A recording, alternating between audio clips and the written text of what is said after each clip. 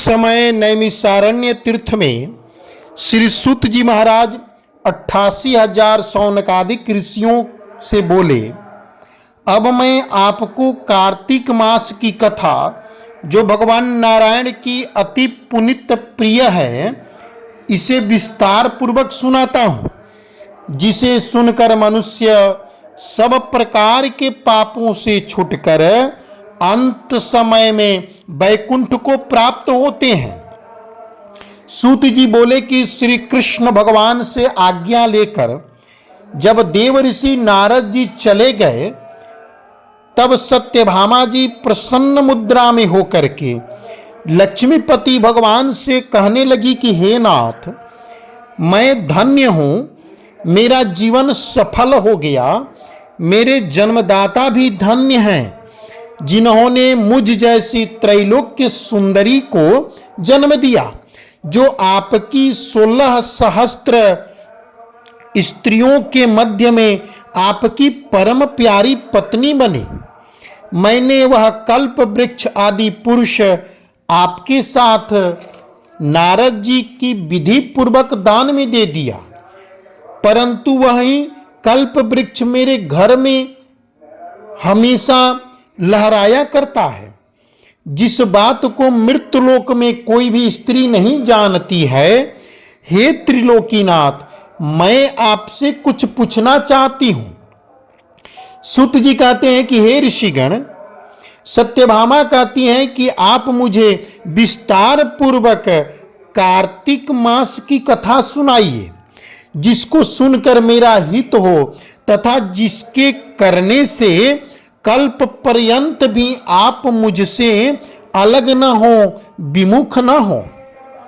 सूत जी कहते हैं कि हे ऋषिगण, सत्यभामा जी की ऐसी वचनों को सुनकर जो संसार की कल्याण के लिए है, हितार्थ के लिए है, ऐसी वचनों को सुन करके भगवान श्री कृष्ण हंसते हुए सत्यभामा जी का हाथ पकड़कर तथा अपने सेवकों को वहीं रोककर विलास युक्त अपनी पत्नी को कल्प वृक्ष के नीचे ले गए और हंसकर कहने लगे कि हे प्रिय, 16,000 रानियों में से मुझे तुम प्राणों से भी प्यारी हो, प्राणों के समान प्यारी हो। तुम्हारे लिए मैंने इंद्र से तथा देवताओं से भी विरोध किया था। हे कांते, जो बात तुमने पूछी है, उन अद्भुत बातों को सुनो। सूत जी कहते हैं कि हे ऋषिगण, एक दिन भगवान श्री कृष्ण सत्यभामा की प्रिय कामना के लिए गरुड़ पर सवार होकर इंद्रलोक जाकर कल्प वृक्ष की मांग किए।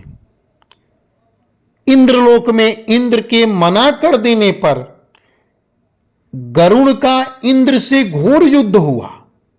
हे ऋषिगण, गरुड़ और इंद्र में घोर युद्ध प्रारंभ हो गया तथा वहीं पर गौलोक में गरुड़ जी ने गौओं से युद्ध किया, गायों से युद्ध किया।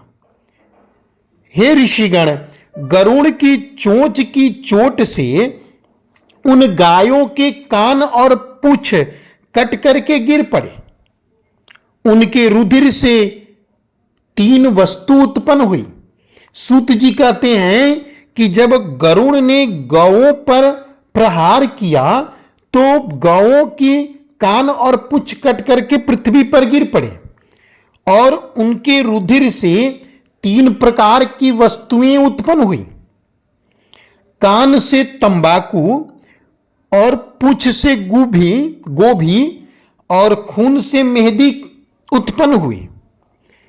सूत जी कहते हैं कि इन तीनों के कार्तिक मास में प्रयोग करने से मोक्ष की प्राप्ति नहीं होती है, इसलिए कार्तिक मास में तंबाकू, गोभी और खून से निर्मित मेहंदी का प्रयोग नहीं करना चाहिए।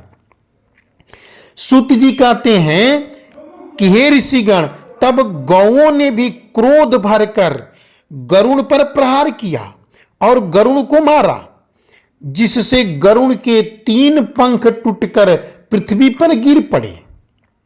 हे ऋषिगण, इनके 3 पंख से 3 प्रकार के उत्पन्न हुए, जिनमें पहले से नीलकंठ, दूसरे से मोर और तीसरे से चकवा चकवी उत्पन्न हुए। सूत जी कहते हैं कि हे ऋषिगण, गरुड़ के 3 पंख से, पहले पंख से नीलकंठ, दूसरे पंख से मोर और तीसरे पंख से चकवा चकवी उत्पन्न हुए।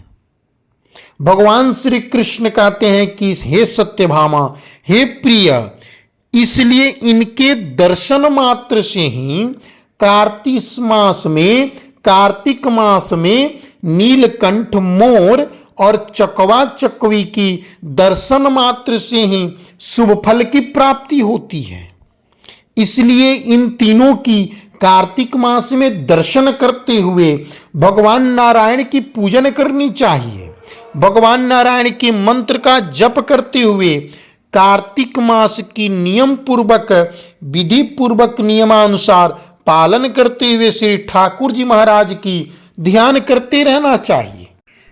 सूत जी कहते हैं कि हे ऋषिगण, कार्तिक मास में इन तीनों का दर्शन करते हुए जो त्रिलोकीनाथ की पूजन करते हैं और प्रातः काल में उठ करके स्नान आदि करके भगवान का ध्यान करते हैं, भगवान नारायण की कृपा से उन्हें मोक्ष की प्राप्ति होती है और परिवार में सुख शांति समृद्धि की वृद्धि होती है।